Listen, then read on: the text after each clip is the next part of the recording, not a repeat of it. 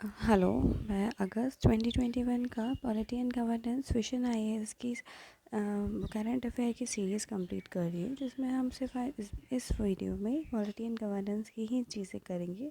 बहुत जल्दी जल्दी डिस्क्राइब करने की कोशिश करूँगी, जिससे वीडियो की क्वालिटी सही हो और कंटेंट बढ़िया हो। ओके, तो फर्स्ट इसका टॉपिक है कास्ट सिस्टम। कास्ट सिस्टम अभी न्यूज़ में इसलिए था क्योंकि पॉलिटिकल पार्टीज चाहती है कि कास्ट बेस्ड इन्फॉर्मेशन हो जाए 2021 के सेंसस का। तो ये जो सेंसस है 2020 में ही कंप्लीट होने वाला था, but because of some reasons, because of the main reason Covid की वजह से ही कंप्लीट नहीं हो पाया। ठीक है, तो कास्ट सेंसस जो है वो कास्ट वाइज टेबुलेशन होगा पॉपुलेशन में, मतलब इसमें कास्ट वाइज लोगों को कैटेगराइज किया जाएगा, ST SC OBC। और उसमें एक्चुअली ये 1931 में भी इंक्लूड किया गया था, बट ब्रिटिशर्स ने इसको 1941 में इसको स्टॉप करके और द पोस्ट 1947 ने गवर्नमेंट ने कभी इसको रिवाइव नहीं कर पाए। एंड देन इंडिया ने इसको पब्लिश किया था 1951 के आफ्टर इंडिपेंडेंस। और बट ये ST और SC कास्ट के लिए ही था। ठीक है, और इसको मतलब does not include data on other caste. Okay, मतलब जो OBC और बाकी सारे क्लासेस हैं उन सब के लिए नहीं किया गया। फिर इसमें पहले चीज़ क्या किया गया, सोशल इकोनॉमिक कास्ट सेंसस, मतलब SECC जो 2011 में इसको करा गया था। दिस वॉज द रेस्ट्रिक्शन, मतलब इसमें क्या किया था, सिर्फ normally ranking of house hold base उसको प्री डिफाइंड पैरामीटर्स में इसको वो चेंज किया था।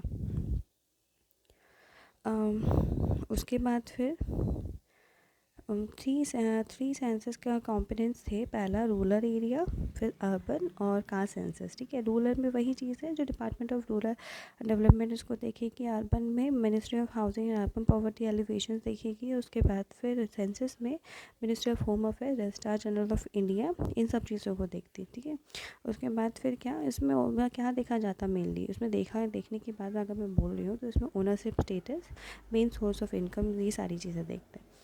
उसके बाद फिर OBC को उसमें टारगेट, मतलब उसमें बेटर का टारगेट, रोहिणी कमीशन एक बनाई गई जिसमें OBC को बेटर टारगेट करने का अचीव किया गया है। बिकॉज ऑफ ST SC के अलावा एक और जो 27% का रिजर्वेशन पाती है OBC कैटेगरी, उसको कैटेगराइज करने का बात इसमें बोल रहे हैं, जिसमें 1 2 3 4 कैटेगरी को स्प्रेड किया जाएगा, जिसमें 2 6 9 10 रिस्पेक्टिवली इसमें 27% को कैटेगराइज करेंगे कि मतलब जो 4 है वो ज़्यादा वनरेबल होंगे, बहुत ही ज़्यादा गरीब, और जो 1 होंगे वो मतलब अच्छी OBC कैटेगरी में आते होंगे, उनकी बात की जाएगी। उसके बाद फिर इसमें 6 टर्म से, मतलब 6 the term recently the term of commission has been extended for further 6 month. मतलब रोहिणी जी जो कमीशन है जी, Rohini justice Delhi high court की जो चीफ जस्टिस है, उन्होंने इस बारे में बात करी है कि वो इस कमीशन को देखती है, तो इसको कमीशन को फर्दर 6 मंथ्स के लिए और एक्सटेंड कर दिया गया है, बिकॉज ऑफ बहुत सारी चीज़ें होती हैं जो देखनी पड़ती हैं।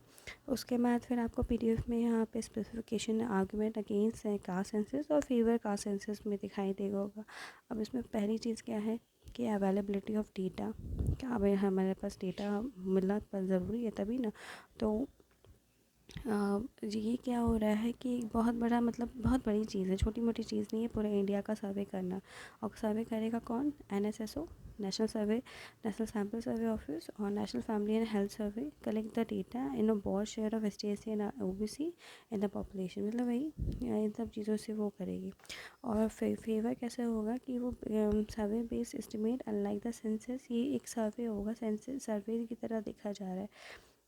लेकिन ये सर्वे और सेंसस में तो बहुत ज़्यादा ज़मीन आसमान का अंतर होता है। सर्वे बहुत कम लोगों को देख करके किया जाता है, सेंसस ज़्यादा लोगों के लिए होती है। फिर इसका ऑपरेशनल मैनेजमेंट क्या, ऑपरेशनल चैलेंजेस कौन कौन से होते हैं कि मतलब क्या बोले, इसमें जातिवाद आ जाएगा, अपर कास्ट लोअर कास्ट वाली चीज़ें आ जाएंगी। और कुछ को मतलब कुछ कास्ट ये बोलेंगे we don't have an official list of all caste in the country. ठीक है, तो मतलब बहुत सारी चीज़ें को देख करके इसमें ऑपरेशन चैलेंजेस है। उसके बाद फिर अगर फेवर में कहा जाए तो common practice that some census tables are release 5 and 7 years after the census is complete. जैसे कि ST SC OBC other don't know, इसमें आप डोंट नो अदर वाले में कि 26.4% है। अब 26.4% जो दिखा रहा है 15, 16 और 19, 20 वाले में, तो ये कौन है? मतलब इनका कोई पता ही नहीं है, अदर वाले में उसमें आ जाता है। फिर आइडेंटिफाई पॉलिटिक्स। अब इसमें क्या हो रहा है, it's said that in India voters don't cast their votes, their vote they vote their caste, ठीक है। वोटर कास्ट मतलब दो कास्ट के थ्रू नहीं करते हैं, कास्ट उनके थ्रू वोट होता है, ठीक है। उसके बाद फिर ये हो गया। फिर आता है rise in the demand of the reservation. अब वही चीज़, रिजर्वेशन बढ़ा दो, हमारा रिजर्वेशन बढ़ा दो। इन मतलब क्या होता है, 50% कैप रिजर्वेशन रिमूवल और कोटा और ये सब हो जाएगा। और वो बोलेंगे कि नहीं, हमारी डिमांड में मतलब सोशल ग्रुप्स के लिए एम्प्लॉयमेंट, पब्लिक एम्प्लॉयमेंट एडमिनिस्ट्रेशन जो इंस्टीट्यूशन है, वो सारी चीज़ें बहुत अच्छी हो जाएगी।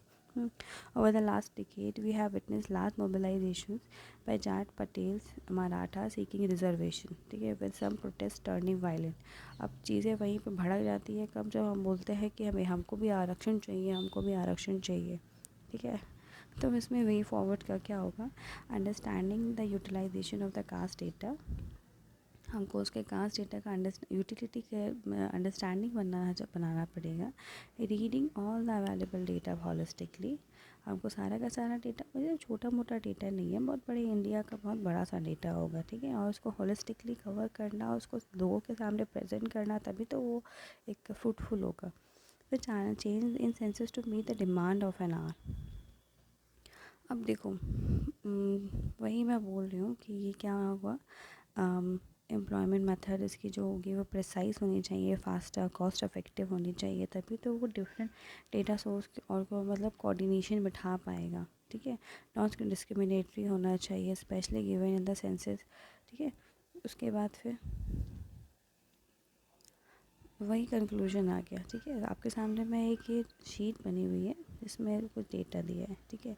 अब पार्लियामेंट, सेकंड टॉपिक है declining productivity in parliament. Why is in news में इसलिए है sir, because of monsoon session में Lok Sabha only 21 hours of functioning, ठीक है, and 22 productivity in the house of before adjourning this is die.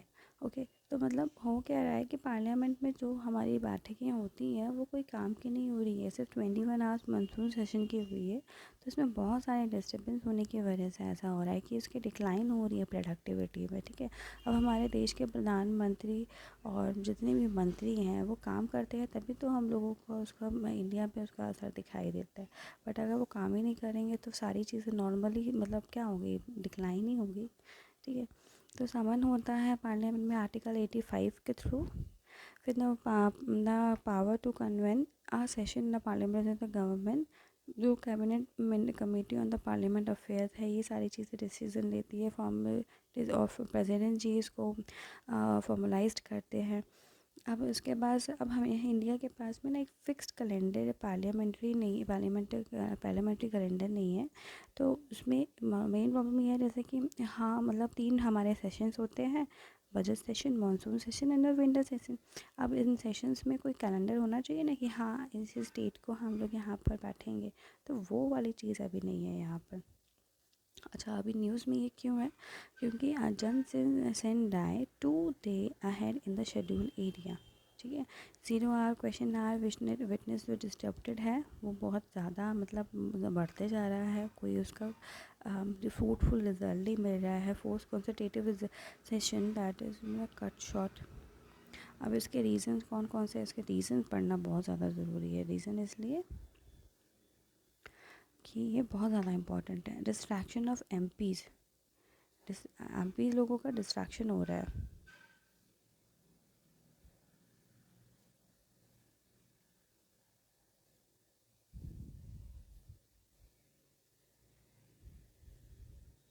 Distraction of MPs because of inadequate manner. वो मतलब क्या होता है, dissatisfaction of MPs because of inadequate time for airing their grievances, ठीक है। अनरिस्पॉन्सिबल government, कोई वही नहीं है। ट्रेजरी बेंच जो है वो कोई मतलब ऑपोजिशन को मतलब क्या है, सब लोग आपस में भर जाते हैं, वही सारी चीज़ें हैं। पॉलिटिकल पार्टीज़ जो है पार्लियामेंट्री नॉर्म्स के अकॉर्डिंग नहीं चलती हैं। Prompt absence of prompt action against disturbing MP. Standing committees जो होती हैं वो anchor debate outside the house. Sitting are not fix, sitting are fix नहीं है ये। और कोविड पैंडमिक के थ्रू भी जो है ना 2 सेशन जो हो गए वो इतने अच्छे से प्रॉपरली लीड नहीं हुए। अच्छा, जब ये सब चीज़ें कम होती हैं तो मेन देखिए उसमें दिखाई देता है कि अकाउंटेबिलिटी रिड्यूस होती है। अकाउंटेबिलिटी रिड्यूस होती है तो क्या होता है कि क्वेश्चन आवर जो बैरियर है वो प्रॉपरली नहीं चल पाता है। इनफेक्टिव पार्लियामेंट्री कमिटीज़ होंगे। Only 12% of the government only 12% of the government legal proposal have been sent to committee for scrutiny. The number of 27 तो 6 मतलब क्या वही चीज़ है। आपको बेसिकली आपको छोटी मोटी चीज़ें बताना है कि bill was pass and hesitate, import billing on pending, मतलब को बिल पेंडिंग करके बताते हैं। वे हेड क्या है, annual calendar of setting, increase the number of setting, training of members, improving the quality of discussion parliamentary. मतलब क्या है चीज़ें, ये सब आपको खुद से पढ़नी पड़ेगी, लेकिन एक चीज़ है हल्का फुल्का जो मैं आपको यहाँ पे बता देती हूँ।